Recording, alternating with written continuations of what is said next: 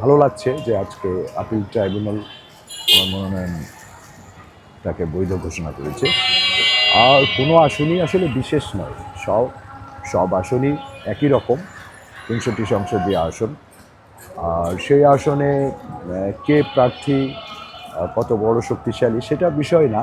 বিষয় হচ্ছে যে আমরা একটি রাজনৈতিক ক্রান্তি লগ্ন পার করছি। সেখানে আমার মূলত এই নির্বাচনে অংশগ্রহণ করবার প্রধান উদ্দেশ্য হচ্ছে, আমি অতীতে বাংলাদেশ জাতীয়তাবাদী দল বিএনপির সাথে ছিলাম, পরবর্তীতে সামাজিক সংগঠন বলবো বাংলাদেশ, তার পরবর্তীতে বিএনপি পুনর্গঠনের উদ্যোক্তা হিসাবে আমি কাজ করেছি।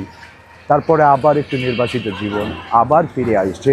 আমি আসলে আসলে মূলত বাংলাদেশের মুক্তিযুদ্ধকে ধারণ করে আম, বাংলাদেশ পুনর্গঠনের উদ্যোক্তা হিসেবেই আমি এই নির্বাচনে অংশগ্রহণ করছি। আমি বাংলাদেশের পক্ষে প্রতিনিধিত্ব করছি। আমি জানি না আর ৩০০টি সংসদীয় আসনে অন্যদের কার কী অবস্থান। আর ইলেকশন অংশগ্রহণমূলক হওয়া দরকার ছিল।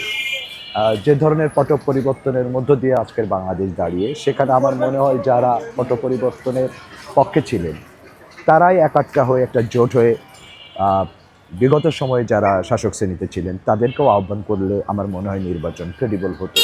এখনও বাংলাদেশের জনগণ সেভাবে এই নির্বাচনের জন্য প্রস্তুত হয়েছে কিনা আমার ঠিক জানা নেই।